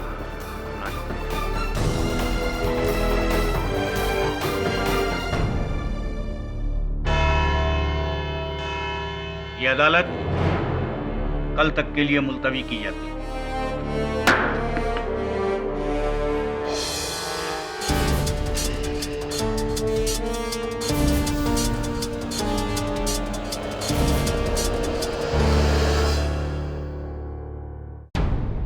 ये क्या कर दिया आपने? केडी, मुझे अब और कुछ नहीं कहना है। Thank you for your effort.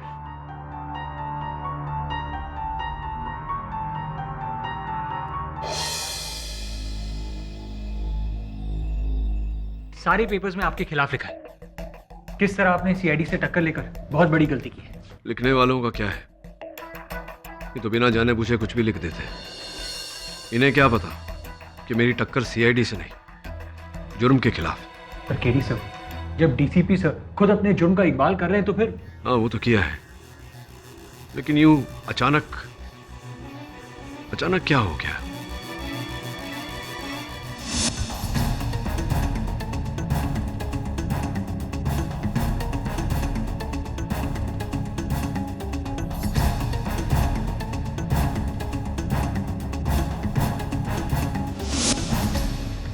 Varun, court में जो सीसीटीवी कैमरा है जिससे प्रोसीडिंग्स रिकॉर्ड होते हैं, मुझे उसकी फुटेज देखनी है। पर क्यों सर? मुझे देखना है कि जनार्दन की क्षमा प्रार्थना में प्रार्थना थी या कुछ और ही।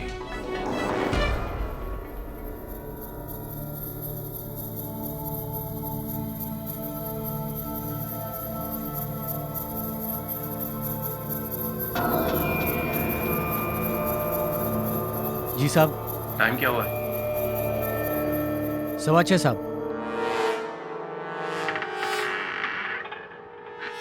ये सब ठीक है ना? किधर? बाहर। कुछ गड़बड़ तो नहीं ना? नहीं साहब, सब ठीक है। ठीक है।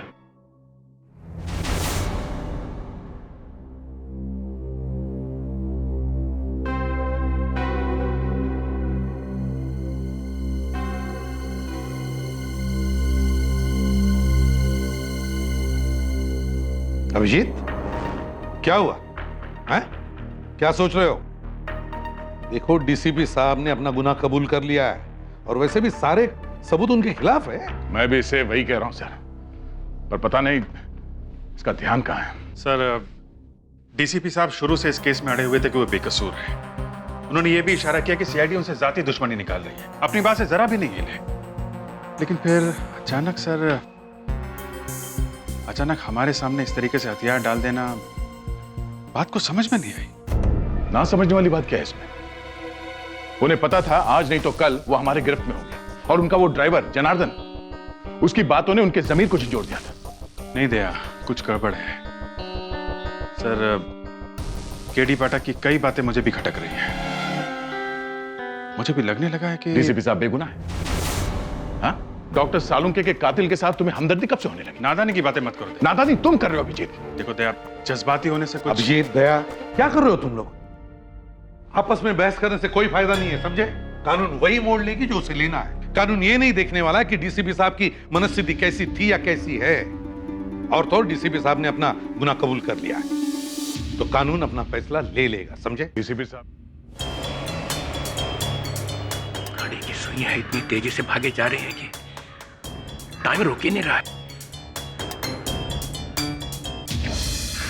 क्या टाइम हुआ है? अभी तो पूछा था आपने साहब। हाँ, पूछा था। क्या टाइम हुआ है? 7 बज गए साहब। 7 भी बज गए। कुछ हुआ तो नहीं ना? नहीं, सब ठीक है साहब। तो फिर डीसीपी साहब को फांसी के फंदे से कोई नहीं बचा सकता। हम बचा सकते हैं।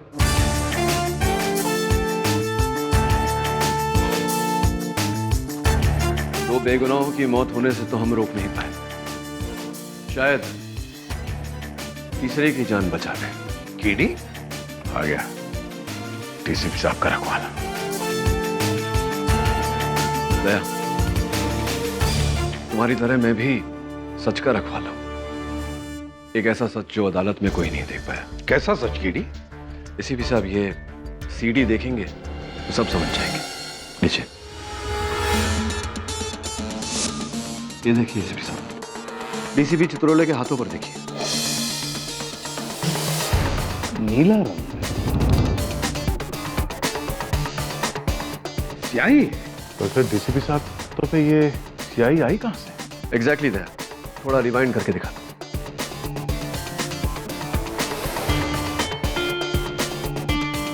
ये देखो, जनार्दन डीसीपी साहब से मिला, उससे पहले डीसीपी साहब के हाथों में कुछ नहीं।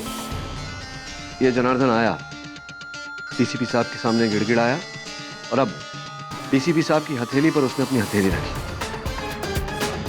ये हथेली उठाई और ये छाप। डीसीपी साहब ने अपना हाथ पीछे लेकर पोंछा।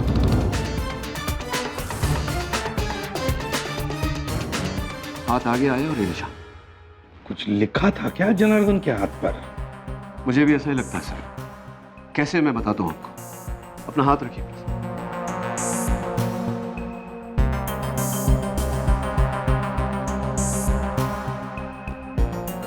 और उसने ऐसे हाथ रखा और उस लिखावट की छाप पड़ी। तो ये बात है मगर दया, जनार्दन को तो तुम लेकर गए थे ना कोर्ट में, तो उसके हाथ पर जो लिखा हुआ था तुमने देखा नहीं? सर मैं तो आप समझा सर, अदालत में जाने के ठीक 1 मिनट पहले उसने मुझसे कहा कि उसे बाथरूम जाना है, तभी उसने ये सब लिखा। सर जनार्दन ने ऐसा लिखा क्या था जिसे पढ़कर डीसीपी साहब ने ये जुर्म कबूल कर लिया? वही तो, क्या लिखा होगा जनार्दन ने अपने हाथ पर? इस सवाल का जवाब तो सिर्फ 2 ही लोग दे सकते हैं, ये जनार्दन और डीसीपी चित्रोले। सर मैं डीसीपी साहब से बात करता हूँ। हम जनार्दन को ढूंढते हैं। यमराज तो तुझे अब दिखेगा बेटा, साक्षात। डीसीपी साहब, आपकी जिंदगी का सवाल है, प्लीज सच बोलिए, क्या था उस संदेश में? कौन सा संदेश? किस संदेश की बात कर रहे हो? मैं किसी संदेश के बारे में नहीं जानता। देखिए सर, हम सब ने देखा कि जनार्दन आपके पास आया, उसने अपने हाथों से आपके हाथ पर एक छाप लगाया। उस छाप को पढ़कर आपने दोनों हत्याएं अपने सर ले ली। वो एक संदेश था। क्या था उस संदेश में? कैसी मनगढ़ंत बातें कर रहे हो? संदेश संदेश, मैं किसी संदेश के बारे में नहीं जानता।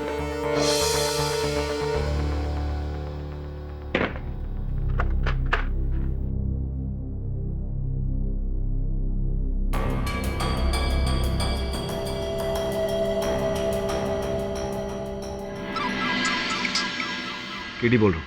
हाँ केडी, हमारा शक बिल्कुल सही निकला। जनार्दन घर से फरार है। कल सवेरे केस शुरू होते ही जज अपना निर्णय सुनाने वाले हैं। मैं उन्हें अटकाने की, टालने की पूरी कोशिश करूंगा।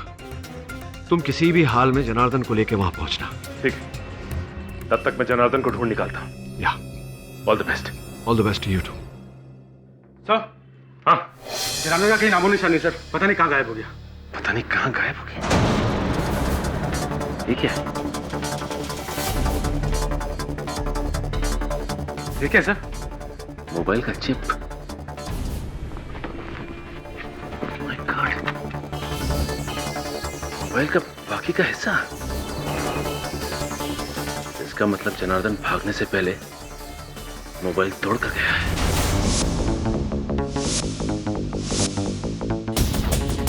क्या हुआ, कुछ पता चला? सर बस 2 मिनट। सर ये फ़ोन तो बहुत बुरी तरह से डैमेज हुआ है, लेकिन फिर भी मैं लास्ट के 5 डायल नंबर दे सकता हूँ। 10 बजने वाले, वहाँ अदालत में केस शुरू होने वाला होगा। नहीं सूरी साहब, मीटिंग कैंसिल करने की कोई जरूरत नहीं है। कोई केस थोड़ी ना है आज, सिर्फ फैसला सुनना बाकी है। बस 10 मिनट में केस खलास। 10 मिनट पाठक साहब।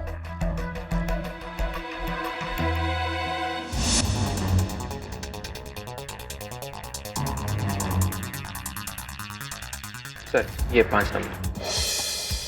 ओ, फोन करके देखता हूँ।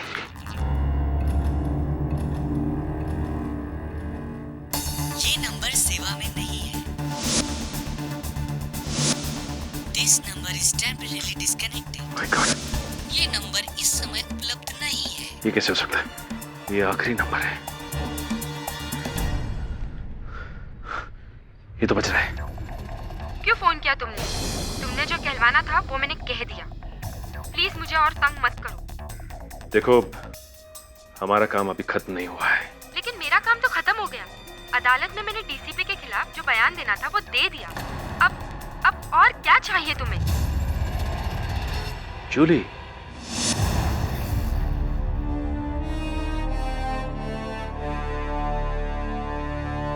Your honour, officer Rohit Rajadhyaksha और डॉक्टर सलूंके। योर ऑनर, याद दिला दूं मैं डिफेंस को कि यहाँ पे हम कुछ कहने नहीं सिर्फ सुनने आए हैं। यस केटी, डीसीपी चित्रोले के इकबाले जुर्म के बाद मुझे नहीं लगता कि अब इस केस में किसी को कुछ कहना बाकी रह गया है, इसलिए जितनी जल्द फैसला सुनाया जाए उतना ही बेहतर। मैं आपकी बातों से पूरी तरह सहमत हूँ। मैं केवल इतना कहना चाह रहा था कि एक ऐसी बात है, एक ऐसी घटना घटी है, कुछ ऐसी खबर आई है जो आप एक बार सुन लेंगे तो संभवतः अपने इस निर्णय को टालने पर मजबूर हो जाएंगे। कैसी जानकारी? मैं मजबूर थी साहब। उसने मुझे फोन पर धमकी दी थी कि अगर मैंने डीसीपी के खिलाफ अदालत में झूठी गवाही नहीं दी तो वो मेरी बहन और उसके परिवार वालों को मार डालेगा। उसे सबके बारे में जानकारी थी साहब। इसका मतलब उस रात तुमने डीसीपी साहब को अपनी गन लेकर बार से बाहर निकलते हुए नहीं देखा? हाँ? नहीं साहब। अब ये बताओ कि जनार्दन इस वक्त कहाँ है? कौन जनार्दन साहब? वही जनार्दन जिसने फोन पे तुम्हें धमकी दी थी। साहब मुझे जनार्दन ने फोन नहीं किया था, मुझे फोन तो किसी और ने किया था। वो नंबर तो किसी और का है साहब। किसने फोन किया था और किसका नंबर था वो? किसी जॉन का। गलत नाम। अच्छा तुम्हें याद है फोन पे और क्या बात हुई थी? हाँ साहब, पीछे रेडियो पर पुराने भोजपुरी गाने चल रहे थे। रेडियो पे भोजपुरी गाने चल रहे थे? अरे हाँ, अभिजीत सर भी किसी भोजपुरी गाने के बारे में बात कर रहे थे, लेकिन कहाँ सुना होगा ये गाना उन्होंने?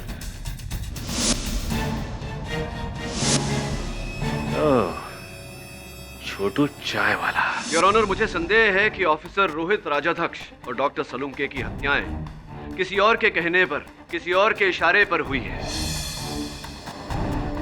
कोई व्यक्ति है योर ऑनर जिसे डीसीपी साहब शय दे रहे हैं। क्या बात कर रहे हो यार?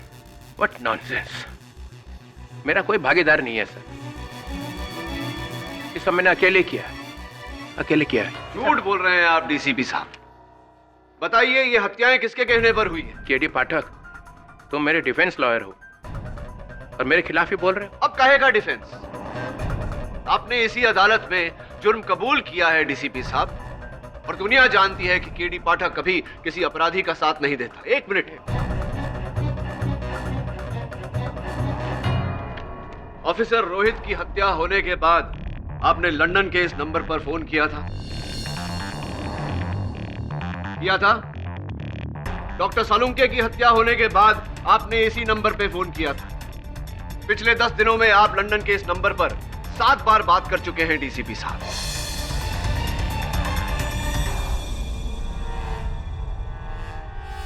ये नंबर तो मेरे भाई का नंबर है।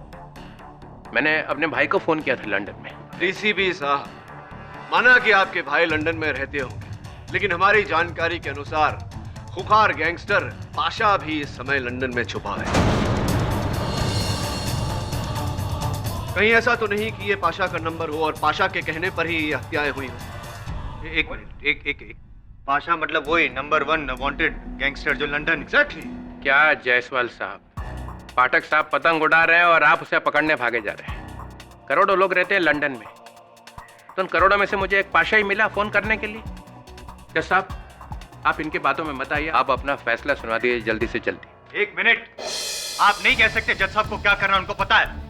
योर ऑनर, आई रिक्वेस्ट, आप फैसला मत सुनाइए। फैसला सुना देंगे तो केस खत्म हो जाएगा और शायद पाशा बच जाएगा। Exactly your honour, exactly, well said. मैंने पाशा नहीं, अपने भाई को फोन किया था। उसके बेटे की शादी है। हम कैसे ये मान ले डीसीपी साहब कि ये नंबर आपके भाई का है और आपने अपने भाई से बात की थी? इसका कोई सबूत है आपके पास? सबूत भी तो होना चाहिए। करेक्ट, कोई सबूत है आपके पास? मिस्टर पाठक, आप अचानक डीसीपी पर इतना बड़ा आरोप लगा रहे हैं बिना किसी सबूत के। योर ऑनर, सर, अगर केडी साहब को विश्वास हो ही गया है कि मेरे अंडरवर्ल्ड से संबंध है, तो उस नंबर पे फोन करके देख ही लेते हैं सर। आप मुझे अपना फोन दीजिए। फोन नहीं है मेरे पास फोन। अदालत में फोन रखना गैर कानूनी है। लेकिन मेरे पास है, मैं मानता हूँ गैर कानूनी है your honour, I am sorry but मेरा फोन फिलहाल ऑफ है। ऑन करके हम दे सकते हैं। आई ऑब्जेक्ट योर ऑनर, अदालत में फोन का इस्तेमाल करना गैर कानूनी है। लेकिन पाठक साहब। Objection overruled. Thank you your honour.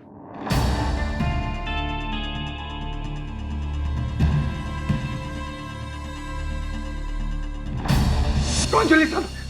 मैं किसी जूली को नहीं जानता हूँ, मैंने किसी को फोन नहीं किया। हाँ? लगता तू इतनी आसानी से मानने वाला नहीं है। हाँ?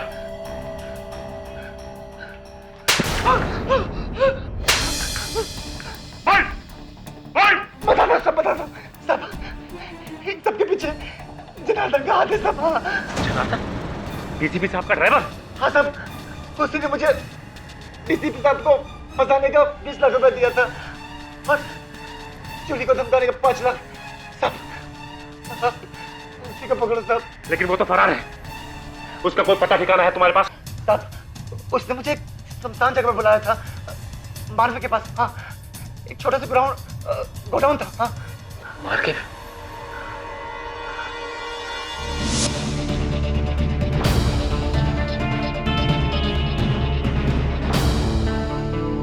फोन लग नहीं रहा सर, वहां पे रात है, शायद मेरे भाई सोए हुए। हाँ तो उनके उठने तक इंतजार करेंगे, सुबह होने तक इंतजार करेंगे। आई एग्री योर ऑनर, पता लगाना चाहिए कि नंबर किसका है। That's it.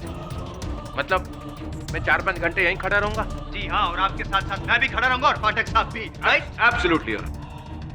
सर आप इनकी बातों पे अब ध्यान मत दीजिए, आप अपना फैसला सुना दीजिए सर, बस। मिस्टर चित्रोले, आप मुझे मेरी ड्यूटी मत सिखाइए।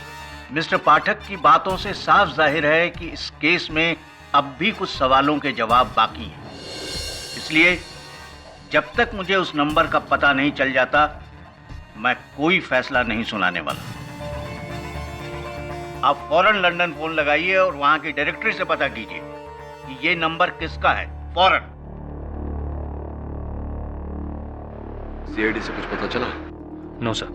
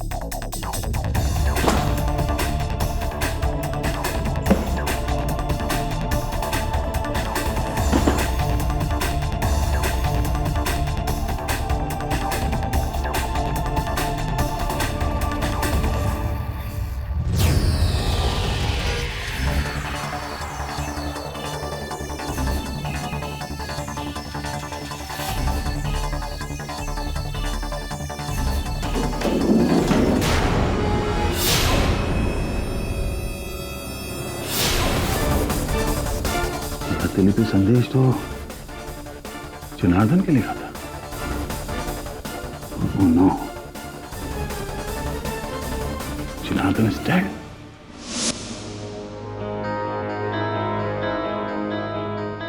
योर ऑनर, हमने लंदन की टेलीकम्युनिकेशन कंपनी के सारे रिकॉर्ड्स चेक कर लिए। ये नंबर अरुण चित्रोले का ही है, इनके छोटे भाई का। सही बोल रहे हैं। मिस्टर पाठक। जी सर। आपने एक बेबुनियाद बात को लेकर अदालत का इतना वक्त जाया किया। खैर, अब मैं अपने जजमेंट को और डिले नहीं कर सकता। एक्सक्यूज मी, केडी सा। क्षमा चाहता हूँ।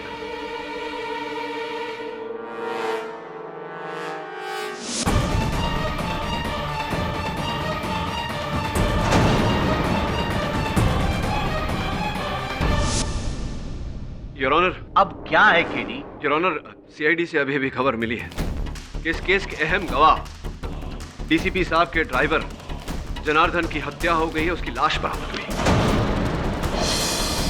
तो बैड न्यूज है, जाएंगे उसके मातम में। उससे क्या, उससे वो जनार्दन की मौत से डीसीपी साहब के केस का क्या लेना देना? योर ऑनर प्लीज आप फैसला सुनिए। क्या तुम ये कहना चाह रहे हो कि जनार्दन को मारने वाला असल कसूरवार है और डीसीपी बेगुनाह है? जी नहीं योर ऑनर, मैं केवल ये कह रहा था कि क्या क्या कह रहे नहीं, जरा जरा आप सोचिए जायसवाल साहब, आप तो इतने बुद्धिमान वकील हैं। इस केस का एक अहम गवाह जनार्दन, जिसकी गवाही से डीसीपी साहब का पूरा केस गिर गया, उसे गिरा दिया गया, उसकी हत्या कर दी गई। क्यों? क्या हत्यारा नहीं चाहता था कि जनार्दन इस षड्यंत्र के रचयिता का नाम अदालत में आकर बताए, मास्टरमाइंड का नाम अदालत में आकर बताए? क्या लगता है आप? सही है ना? ये आपका शक सही। हाँ नहीं हो सकता है योर ऑनर। एक मिनट, क्या confuse.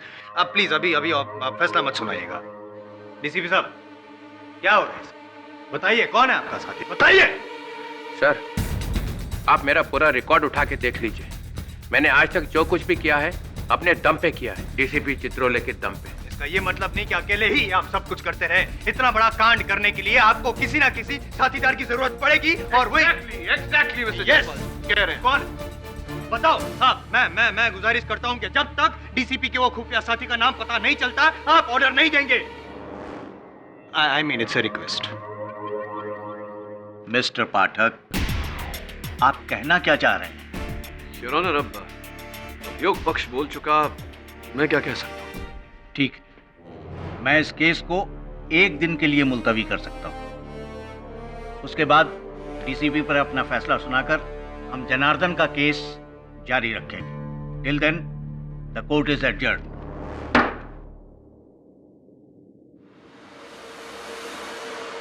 Well done mister Jaiswal, thanks. Thank you.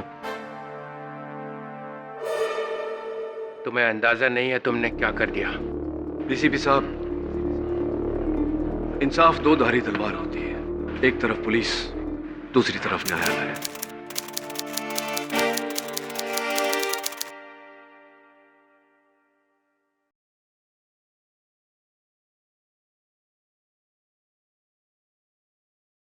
और भी दिलचस्प कहानी देखने के लिए हमारे चैनल को सब्सक्राइब करें और बेल आइकॉन दबाना न भूलें।